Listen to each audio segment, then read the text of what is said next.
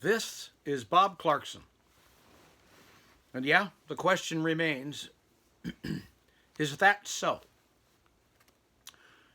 Well, I was at a meeting this morning with men, and it was in a bar. A local restaurateur holding an upscale restaurant that has a bar in one section of the restaurant opens his restaurant early on Fridays from 7 till whenever for men who are friends with each other and friends with Jesus get to gather together. And the name of the meeting is part of a larger national group called New Canaan Society. When I first heard the name, I thought it was about, Canaan and Canaanites and the Old Testament stuff. But come to find out, Jim Lane, the man who started this national meeting cartel in his living room in New Canaan, Connecticut, it was named after the city he lived in. Nonetheless, the idea was he opened his living room, and it was pretty massive, bigger than most of our houses, and had a group of men just come in and gather around to have a conversation about their faith in Jesus Christ. Now, the important thing to note is the prayer in the bar I just left is not a prayer in a seedy place where the alcohol is running rampant, but rather it's a place where the Spirit flows. And so it's like the Spirit of God, not the spirit of the bottle.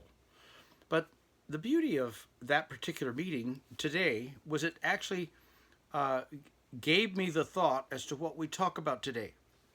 Because as I was leaving the restaurant, I was headed down the road about 30 minutes ago. I said, Lord, what do we want to talk about today? He said, you just left a prayer meeting that is the first ever of its kind in your years here, where nearly everything was about Thanksgiving rather than asking me for stuff. Oh, so maybe we should talk about Thanksgiving. Well, what is it about Thanksgiving that is meaningful to us? Look at the holiday. What happens at Thanksgiving? Most of the people in the world are willing to celebrate Thanksgiving. And we come together with family and friends, gather around a gourmet feast, and hang out, watch ball games, but it's just a really great time of relationship. It's a time of being together and enjoying the primary purpose of mankind is communication and relationship. So obviously Thanksgiving is about being thankful for something or some things. But what is it that makes us, what makes you thankful? Well, when I think of giving thanks, it's like every man who was giving thanks about something that was either miraculous that God did for them, or bordering on that, or something good that was happening in his particular family system outside of that bar, or things that generally they might have asked for and sometimes they got from God without even asking for them. But there are good things that happen to us that make us say thank you. Now the question is, who are we saying thank you to? Are we saying thank you to our family and friends who do us favors? We do some of that. Are we saying thank you to God, who kind of has some effect, I believe, in nearly every encounter that I have with other people? And so he's kind of in all of these moments for which I would give thanks. Now, just because God is in the moments doesn't mean I'm aware that he's in the moment. Now, one thing was expressed this morning. This man's daughter had a baby girl and stayed in the hospital an extra day. The baby was born breech, a very rare occurrence, with success, but the baby was not properly having flow through and bowel movements, and the baby was rushed into a 7-hour surgery because they stayed in the hospital the extra night and discovered some things that wasn't that weren't normal about the baby, and they fixed the problem. There was a problem where the small intestine wasn't connected to the colon, and 7 hours later, after laying all the entrails out on the table, they got it repaired and put back together, and the baby's doing fine. Well, that's one of those miraculous things. Wow. Wow. Thank you, God. And all through that experience, the hospital staff was encouraging the parents to do something different than they were doing. But this young man and his wife, and my friend's daughter, are people of great faith. And they were so connected in their relationship with God that they were actually hearing His guidance from within, from the Holy Spirit in them, as to things that they were going to do or not do. They insisted on still having the baby natural, even though they were going to have it at home and they had to move to the hospital. They still felt God wanted them to have the baby naturally, without epidural medications and so forth. And the baby came out safely, butt first, with the legs up beside the head to keep the chin from catching in the birth canal, and was perfectly fine, except something that needed to be surgically repaired. So God took them to the hospital where they weren't going to go for the birth, but they needed to be in the hospital and to be the extra day because it was so late they were going to let them go home at night.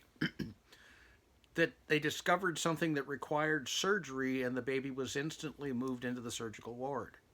In a hospital that miraculously is one of the most premier baby hospitals, Brenner Children's Hospital in Winston-Salem. People come from all around the world to have babies in distress that need surgeries and heavy medical treatment to be treated in this space, in our city. So, miracle after miracle, and wow, we were wowed beyond. The rest of us had some great things to be thankful for, but the real essence for me in Thanksgiving is about what is it in me that causes me not to be thankful? Why did I spend so many hours or weeks or months or, how much, a large percentage of my time not being thankful but being miserable? And what was that about? And what is Thanksgiving really good for? Well, for one, it's a time of happy being togetherness with people we love. Okay? So that's why we do the holiday meal. And during that holiday meal, in that season, we think of specific things for which we can actually, hey, I'm thankful for this, or hey, I'm thankful for that. And it goes around the table or around the room, depending on where we are, celebrating this Thanksgiving season. Well, the original Thanksgiving here in America was a a Thanksgiving meal because they had survived a winter that was very cold and long, and the natives of America actually kept these settlers from Europe alive. Well, so we could give thanks, but I tended to give thanks mostly when things were going good. Something miraculous, borderline miraculous, or just something that just made me feel good. Oh man, I like this. I can even be thankful for a trip to Disneyland or one of the other theme parks, or a vacation in a nice secluded paradise spot. So, but why was I so unthankful, or shall I say complaining, so much of the time? So, I'm old enough to know better, but I was old enough to know better for a lot of those years when I was still complaining about the miseries, saying thanks for the good things, but never unraveling, or for decades not unraveling the mystery of why am I miserable, and can I find anything in this miserable circumstance that might make me thankful? Well, when you're not looking for something, you're not going to find it. Seek and ye shall find. That applies to everything in life. You're not going to find if you're not looking. Ask and ye shall receive. How many times did I raise my hand to ask questions? People thought I was just doing it to be aggravating. They thought I already knew the answers, but no, I would raise my hand every time I had a question in any classroom or any space. I wanted the answers, and because I would not stop raising my hand and asking the question, I got more answers than most people ever get. It made me wiser, more knowledgeable, more capable, and able to navigate life a whole lot better because I had a lot of the answers. Timid people don't ask the questions, don't get the answers, and without the knowledge, you live in an even more miserable situation than when you have the knowledge with which you can at least interpret more accurately what's happening right before your eyes in the very moment that we speak. So, in all of those years when I was still pretty strongly in the complaining camp, it was because I had defined happiness and thanksgiving in terms of the feely good things. Well, we were talking also in the bar this morning about how many of us as dads wish we could go back and relive some of those harsh days and handle them with greater kindness and tenderness and all those kinds of things. And one guy was explaining how his daughter's adopted child was born in an underprivileged family, enduring hardship and struggle. The mother died, and she ended up adopting the child. But that child had nothing but praise for the mom, even though the mom was living in a very hard time and probably spoke very sharply against the child a lot. But somehow that little boy knew that his mama loved him. And when he was asked, "Who is it that loves you?" she was one at the top of the list. But because her circumstances were so difficult, she did a lot of things that us looking from the outside might say, "Well, boy, that was mean. She shouldn't have done that." And we've done the same things. But what God showed me in that moment was we often get down on ourselves because of how we expressed ourselves. And we've not really pondered how was it received. Now, I didn't like my father taking me to his office and taking off his belt and making me confess my sins, then going through the process of fulfilling his commitment. If you do this wrong, I will do this as the punishment. But we always left the room hugging on each other, and I'd forgotten what I'd even done wrong because I knew my dad loved me. So fortunately, he was a great dad and disciplined well, but I always saw that I deserved the pain. 2, he was fair about the pain. 3, he was true to his word about the punishment. But 4, he never disciplined me angry. He disciplined me for my benefit, for my growth, for my maturation in becoming a good, healthy, wholesome human adult. So it's like, okay. So looking back, I'm happy for those spankings. Looking back, I'm thankful for things that didn't necessarily go right. There were times in my business somehow I would blunder, and then I just be just negative about myself, just criticizing myself. How could you do something so stupid, and so on and on. And reflecting on almost all of those, God used what I thought was a wrong thing to have happened that I was complaining strongly about and turned them into gold. He turned them into business successes. They helped me not make mistakes a second time. Or I thought they were the wrong thing, but he knew better, and they needed to happen in order for some other beneficial thing, prosperous thing to occur. So as I matured, I began to reflect more on my history of the things I complained about, looking for the reason that they had happened. And I found in every case, the reason was something I could not have comprehended when I made the blunder, as I thought it.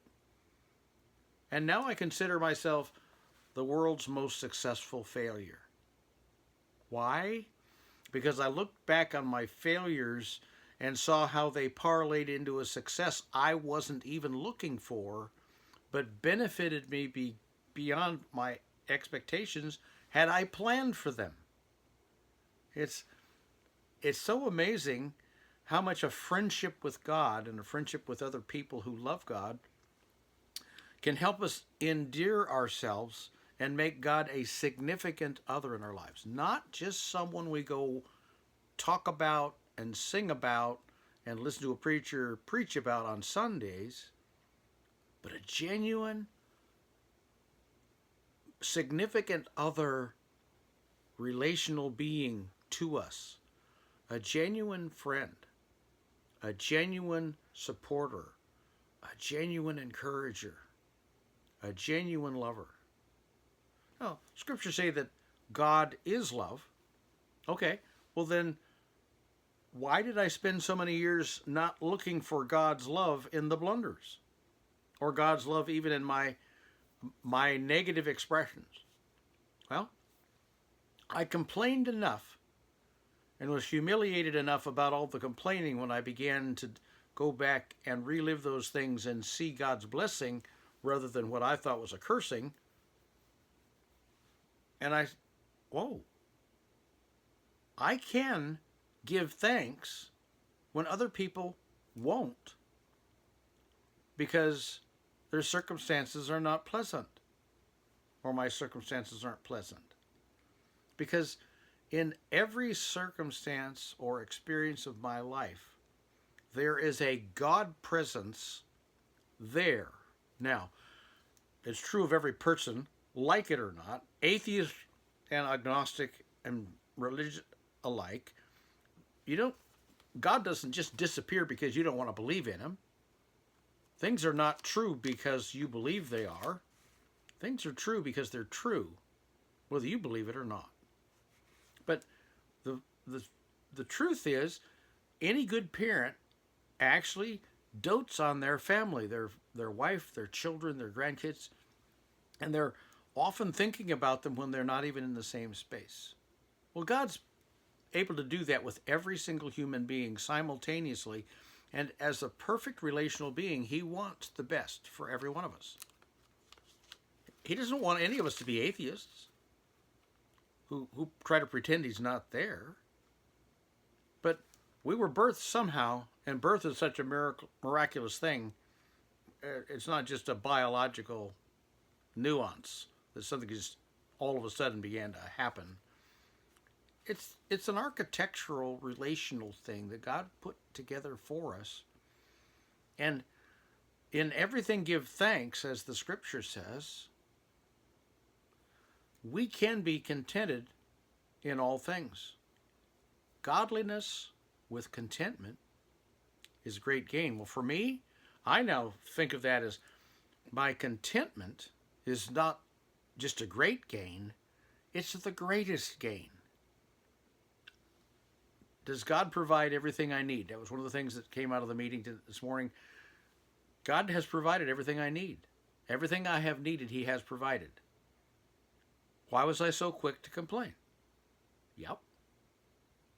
Most of us are quicker to complain than to rejoice. So when you're going through today and tomorrow and several days, well, maybe the rest of your days, contemplate the moment that seems bad to you, that seems awful to you, that seems stressful to you, that is causing you misery of soul. And try to step out of that feeling and look at this thing from, okay, what might the perfect Father of the universe be trying to show me when he has introduced this thing into my life, one way or another, allowing or purposing, it's still there. Now, everything God purposes for me or lets me experience is for my good because he's the perfect Father. James used to say, or he does say, Consider it all joy when you encounter various trials. Well, I did that for a while, and I discovered when you ask God for patience, He will give you trouble, because that's how you get patience. So I chickened out and I stopped praying for patience because I didn't want the trouble. Well, it probably slowed down my progress in maturing in my faith and in my relationship with God. But I no longer stop praying for that. I don't ask Him to make my life miserable, but I look at everything that He introduces into my experience as an opportunity for me to be thankful. I can be thankful when the worst things are happening, when the carnage and ruin strikes. I total a car, I crash into a wall, I speak a wrong word and somebody gets angry and they walk away in disgust, whatever. Even those things, relational things, whether I was right or wrong wasn't the issue. What is God showing me that I can be thankful for in the altercation? Look for God in the moment. And remember, He has a positive purpose for whatever happens with you. You're probably smart enough to figure it out if you'll just seek to find it. Ask until He gives you the answer, and knock until the door falls out of the way and you get to go on through to a better place. This is Bob Clarkson.